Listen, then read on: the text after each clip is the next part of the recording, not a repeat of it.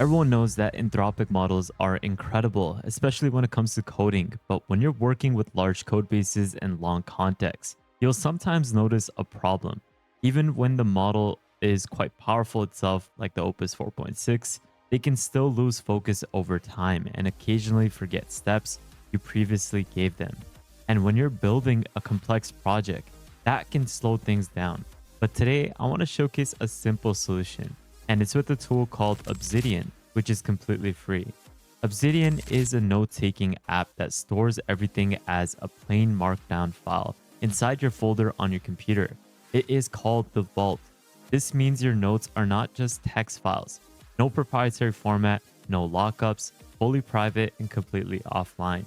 But what makes it perfect for Claude Code is that it keeps your memory or your context persistent. It keeps it structured, and it is going to be there for your entire project, for the architecture decisions, the design choices, key instructions, session summaries, do lists, bug notes, naming conversations, basically anything that matters. Because when it comes to readable markdown files in a folder, Cloud Code can directly read from the vault. It can search it, it can reference specific notes, and it can even update them so that it could build on sessions after sessions.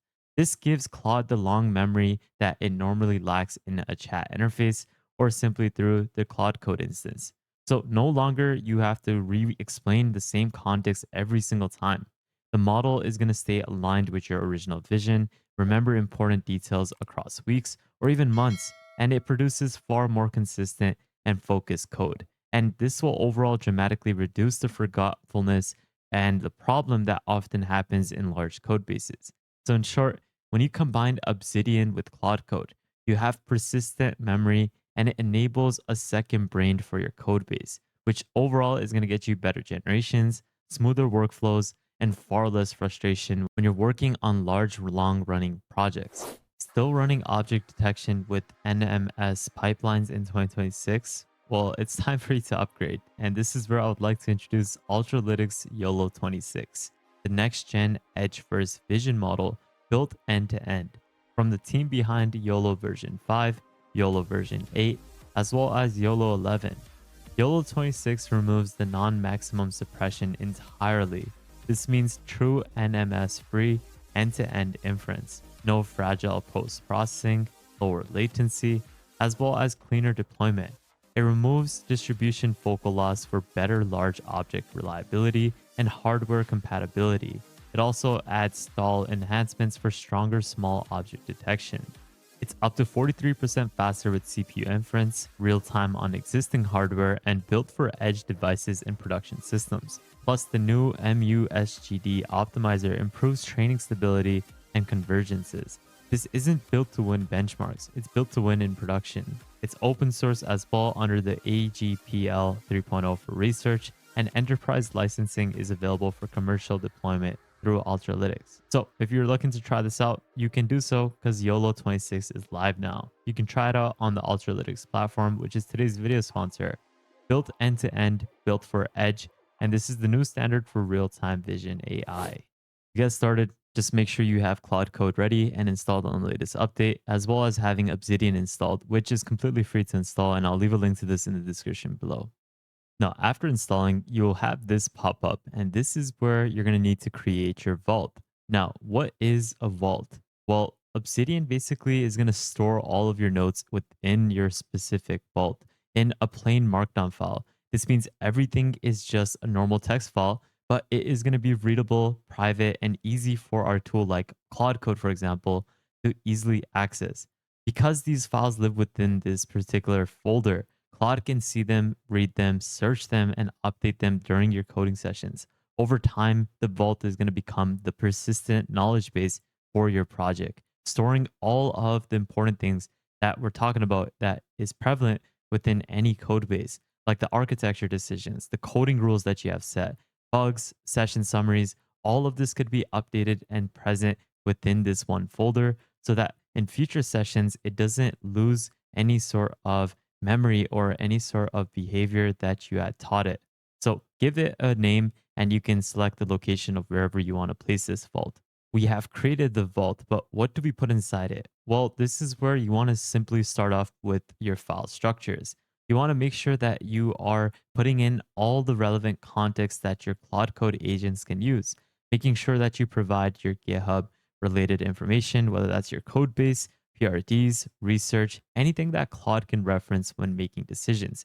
You can even provide meeting notes, like transcripts that Claude can actually scan to recall past conversations from different sessions. You can even provide personal notes, ideas, writing, and long term thinking that you personally have. So we have created the vault, and I have now added in a couple of different files, a few simple files like the project overview, my daily notes, and this is essentially where you want to provide as much context as possible, whether that's coding rules, session logs, whatever it may be, because think of this as a memory file system for your AI. Instead of trying to remember everything inside the chat within the Claude Code instance, Claude can read these notes whenever it needs because it's in an MD format. And this is where it gets powerful because I can simply even reference certain files or certain tech stacks within this Obsidian vault before generating the code so that Claude can check how the project is structured, what frameworks I'm actually using, the coding conversations. And what I really like about Obsidian is it gives you a graph view of everything as well. So you get a better context idea of your real project memory. Now, what I would also recommend is installing the agent skills to use Obsidian better, because this will teach Claude Code how to interact with your vault that you have created better, because it has these predefined skills that will be able to read your markdown files easier, so Claude can parse your notes or any relevant information better. It can also write and update notes for you, which is great because after a Claude session has completed for you, you can essentially have it write up a session note and upload it directly to your vault, like I did over here. After coding out, I had created this simple note after that session so that whenever I pick up another Claude Code session, I can reference this previous note so that it has that persistent memory in future generations. It also has the ability to search and also reference content, maintain persistent memory through a normal chat instance, as well as working with structured data. To get started, copy this first command, which is to install the marketplace for this plugin. And you can then add that marketplace and then run the plugin install command to set up the Obsidian skill. And you can set this up for your instance. And once that is ready, you can get started with your code base. Now, to showcase our second brain in action and what it's capable of doing, what we're going to be doing is having it first reference a prior project. This is where I had an active project, a CRM dashboard with this tech stack that I had built previously. Now, there's a lot of missing features, and what we're going to have it do is have Claude Code first pull the project context. This is where we're going to have it build a Deals Kanban board using the Prisma deal model, and we're going to have it follow the CRM component architecture as well as the Shadcn UI patterns that were previously active within our context. This is where it'll first start off by checking out the component architecture, knowing which Shadcn components you actually use, also referencing reusable patterns by reading the Shadcn UI patterns for forms, tables, modals, and toast notifications, also following the coding standards.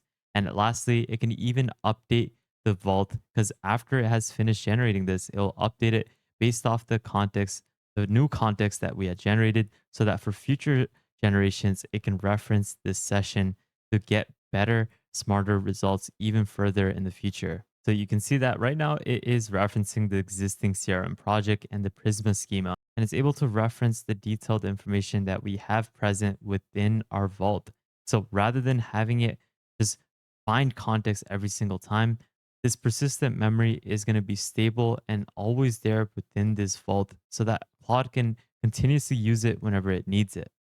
And just an FYI, when you're working with the new Obsidian skill that we had installed, you can simply just type in slash Obsidian and then open up the Obsidian CLI so that Claude can actually use the Obsidian CLI to either read, create, edit notes. It can search the vault. So if you want to then ingest prior context, you can use the search vault command so that it is able to give your Claude Code instance the particular knowledge that it needs. You can manage tasks daily notes, as well as plugin development. When you're working on a larger project with a lot of sub agents, it is going to be able to clearly describe the context across multiple agents. And so that there's no deviation from whatever you're working upon. All the agents have the same mindset and that they're able to keep the same context as it's working through the progress. So in this case, one agent could be working with the deal pipeline and the other one could work on the analytics chart. And over time, it will be able to keep the same context, the same structure, the same tech stack as it develops through everything.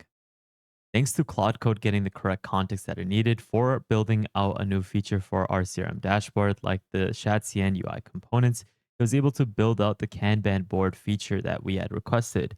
This is where it was able to keep the consistency of our overall dashboard. It was able to use the correct components, and you can see that it coded out this beautiful functionality with animations as added in all of the components that we had looked for. And that is what this new second brain actually solves. It makes your life easier when you're working with these AI agents. What's great is that the vault actually grows too, because Claude always has up to date project memory when you reference the vault. And after you have gotten the context, you can even generate and update the code and provide daily notes on what was accomplished so that your overall notes is going to be able to stay up to date. And for example, you can just simply use the Obsidian skill, the markdown skill, so that it is able to create a new note so that it provides a new daily note that our future session can actually revisit. That way, it is able to get the correct context as to what was added or built. And you can see right now that it is searching our previous pattern of the CRM dashboard that it built, and it's going to create a new note on whatever it had developed. If you like this video and would love to support the channel, you can consider donating to my channel through the super thanks option below. Or you can consider joining our private Discord where you can access multiple subscriptions to different AI tools for free on a monthly basis, plus daily AI news and exclusive content, plus a lot more. But that's basically it, guys. I hope you enjoyed today's video. This is essentially where you can have Claude always have up-to-date project memory with this second brain. But all you got to do is make sure that you have the correct structure set up with your file structure, and which is why I'll leave this article in the description below. It's not extraordinary or anything, but it tells you the basic structure that you need when you're working with this workflow. But that's basically it, guys. I hope you found this video to be helpful. It is something that will make sure you're AI sub agents within Claude have the correct context that it needs over time. I'll leave all these links in the description below. But with that thought, guys, thank you guys so much for watching. Make sure you join the newsletter, subscribe to our second channel, join our Discord, follow me on Twitter. And lastly, make sure you guys subscribe, turn on the notification bell, like this video, and please take a look at our previous videos so that you can stay up to date with the latest AI news. But with that thought, guys, have an amazing day, spread positivity, and I'll see you guys fairly shortly. Peace out, fellas.